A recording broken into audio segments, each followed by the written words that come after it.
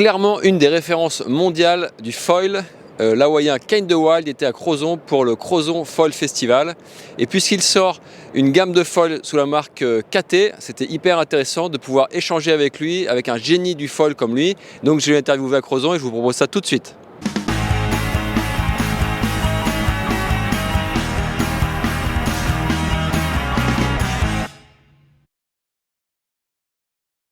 Salut les copains et les copines, bienvenue pour cette nouvelle vidéo sur la Water Sport Zone. Aujourd'hui j'ai la chance d'être accompagné de Kane De Wilde. Alors Kane De Wilde, c'est une référence mondiale dans le foil downwind, c'est aussi un cador en surf foil. Et donc il était, comme je vous le disais, à Crozon pour le Crozon Foil Festival avec toutes les nouveautés KT. Et donc j'ai profité pour l'interviewer. Il faut savoir que Kane était aussi connu non seulement pour son ride mais aussi pour les stabilisateurs qu'il faisait en custom depuis quelques années. Mais maintenant donc il est chez KT à plein temps. Et puis donc voilà, on va parler de tout ça. Je vais basculer en anglais ou en franglish, mais n'hésitez pas à activer les sous-titres sur YouTube pour pouvoir suivre la discussion si vous n'êtes pas aussi à l'aise en franglish que moi. Hi Kane, it's nice to have you here in Crozon. Such a pleasure to have you here in France and share our passion for foiling. So you are like one of the pioneers in downwind foiling on Maui. Like a benchmark for most of the people. You're known as well for your tails. You designed for a while already, and so your knowledge in terms of foiling. And now we are in Crozon, and you're representing KT because you guys are working, or maybe it's already done, but it's in production. A new range in terms of foils. Can you let us know more about your new babies? Yeah. For the beginning of KT, we have three lines. We have the Atlas, the Nomad, and the Instinct foil. Each one of them fills a bit of a purpose in the middle of the range to start, where we can have a solid base and grow from. They're foils. The idea is I wanted something fun that I love to ride, and I can ride every day of the year. So we have the Atlas, which is mostly what I ride. This is our high aspect line.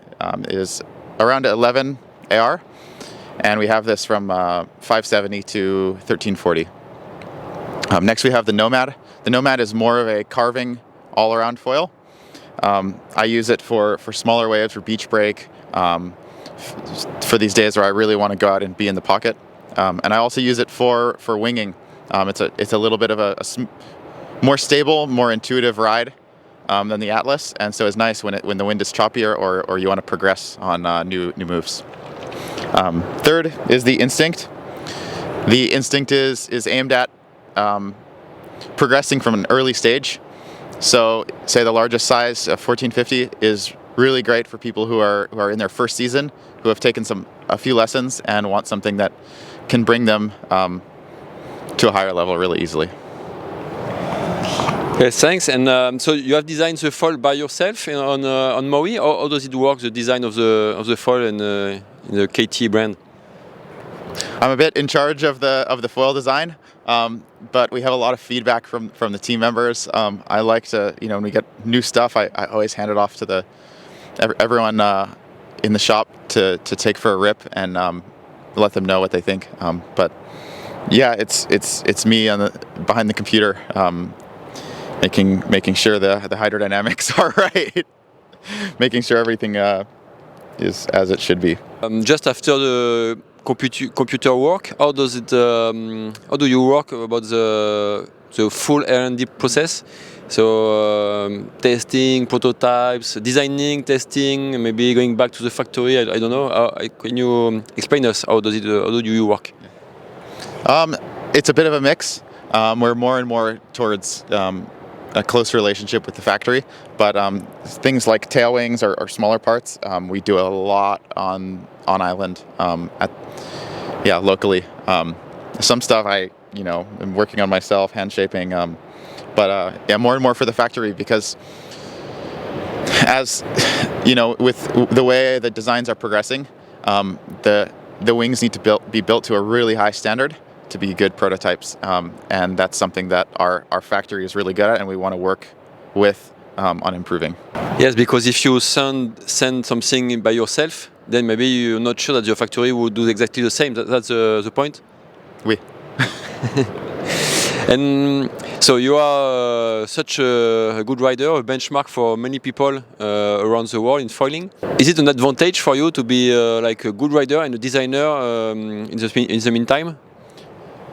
I think so, but it's very important to hand it off to other people and have a good pool of testers at all different levels to double check what I'm feeling. Because sometimes you feel some difference with the other guy you test. I mean, you feel something, you think it's better, and sometimes you learn from other guys, like maybe it's more too technical, or maybe it's...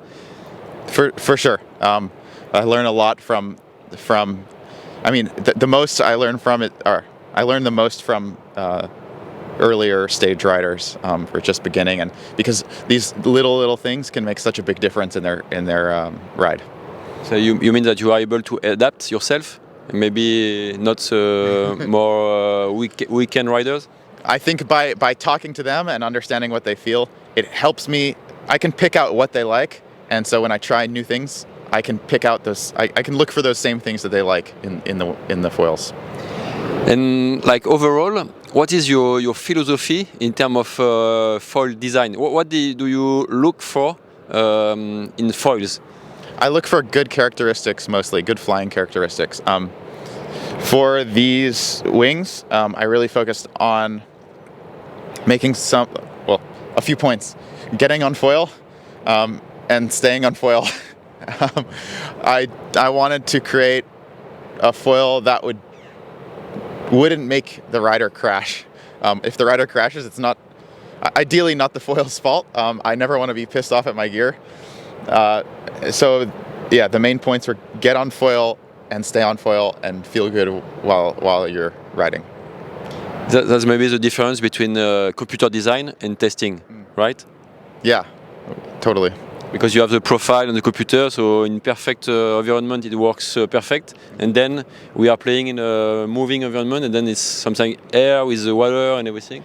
Yeah, it's really important to understand the whole foil and board and rider as a system, and be able to be able to relate what you're seeing on the computer as a graph to what you're feeling in the water. Yes, I've read some blogs from you explaining a while ago already that sometimes even you change the thickness of the board or the height of the rider, and then it has an impact on the tail you have to use, and that's what you mean? Yeah, that's very important, and it's one of the biggest features of our foil is that we have a shim system with numbers on the mast and the front wing that tell you which shim to use. So you don't have to guess anything. You add two numbers and that's the shim, and it rides really good. And if you ride one and prefer it a little different, you can add that preference to any other setup, and it translates. Ah, nice. You are teasing. Because it's not available in France yet, but you are teasing that you are bringing something new to the market. Yeah, I think, and it's not just my foil that works this way, it's every foil that exists. It's just how foils work. And there is no how-to on the market yet. Yeah, you can match the wings. You can say this tail goes with this front wing, but there's so many things, the mast thickness and rider preference, and it's good to be able to swap everything and know where you're at and have a base point of reference. Yeah, right. And let's talk about aspect ratio, because it's kind of hype nowadays about aspect ratios. They are getting higher and higher, especially for downwinding. What is your thoughts about that? And what is your purpose with KT?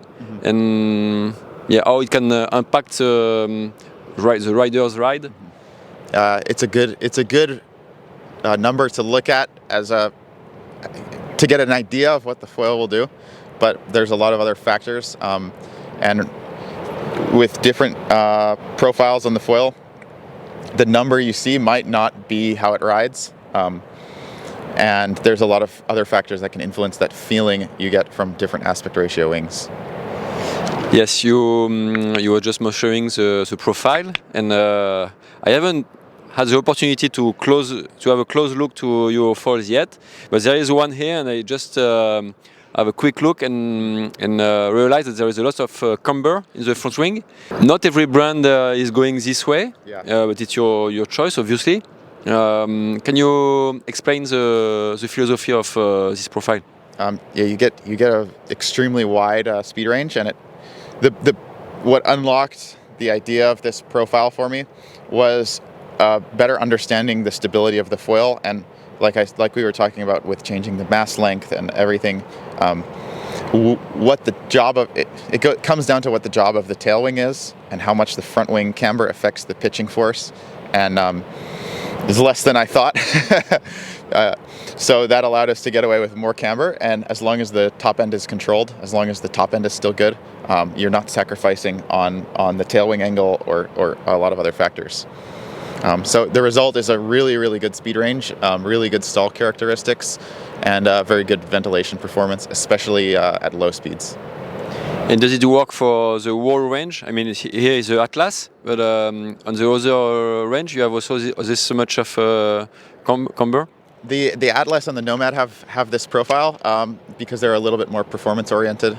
The Instinct is closer to a standard profile, and what the standard profile lets you do is you ride a little bit larger area for the same speed range, and it has better pitch control at very low speeds, and so I found it easier to ride for that beginner intermediate foiler. So you mean, if I'm right, you mean that camber works better with a short cord on the front wing? Yeah. So the higher aspect of the wing, the better this design works. Okay. Interesting. And let's talk as well about mast, stiffness and thickness, because there is a lot of hype as well on this topic. How important is it for you, this two factor, and how did you consider those factors building your next range? For me, it's three big factors. It's the drag, the stiffness, and the cost. I wanted to start with something pretty middle. I think stiffness is number one most important, and so I wanted to have a mast that is very stiff, but I didn't want to come out at the start with a mast that's wildly expensive, even though and low drag. I wanted to start in the middle. So this is 15.5 millimeter thick, 125 millimeter cord, and we use a blend of standard and with some high modulus, and it hits the goals I was going for stiffness and price and drag. And for example, yesterday we did a no-wind downwinder. So drag was, I think, a big factor to keep the flight. And you was using this 15.5 mast? Yeah. I use this races. I have my Maliko record. I have my downwind speed records on this mast. Our factory is quite good. And they're able to get the trailing edges are really, really nice.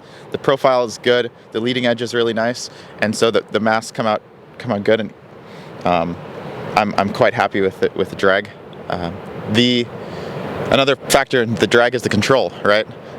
So having a stiff mast, you have more control, and you're able to stay higher and command the wing more accurately.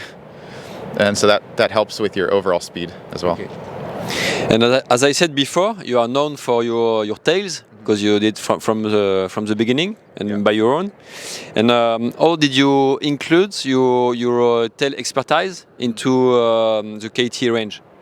A few ways. The main difference from these tails to what I've done before is the profile is tweaked a little bit more for stability and to match the higher camber profiles better. We played with different stiffnesses, and so these are actually quite soft, which we found helps a lot with the turning, winging, and surfing. and yeah, it's all I ride pretty much. But you said that the whole range come with shims to set up the not maybe the front wing, but the tails and the mast angle. Yeah, we have quite a wide range of tail shims, and it looks a little confusing at first, but we have a system to tell you exactly which one to use, and so it's, in my opinion, less confusing than than having to guess. Yeah, definitely, definitely. There are many brands of foils on the market already. So with KT, you decided to come out with a new range. And what do you think is the added value of your foil on this market? I think one of the biggest advantages we have coming in late is the ability to learn from my own and other people's mistakes in the past. For me, the most important part of the foil is the connection system, and ensuring that having a connection system that will last a long time into the future and not leave the customer incompatible with when we change to newer gear. And so we spent most of the time we spent was actually on the connection system and making sure that no matter what we want to do in the future, we have the ability to do it with the same connections. You know, I wanted to make sure that the connections when they wear are going to be won't wear out. They'll stay tight and they'll stay consistent and strong. I wanted to make sure that you know, heavier riders they're not breaking the mast to fuse, and that I wanted to give myself room to grow. So, for example, we have opportunities to do, you know, carbon fuselages or smaller fuselage diameters, or all of these different places we can go with the system that I think are really exciting. Okay, great, but it looks good already. And so at the moment you have carbon mast, aluminum mast as well?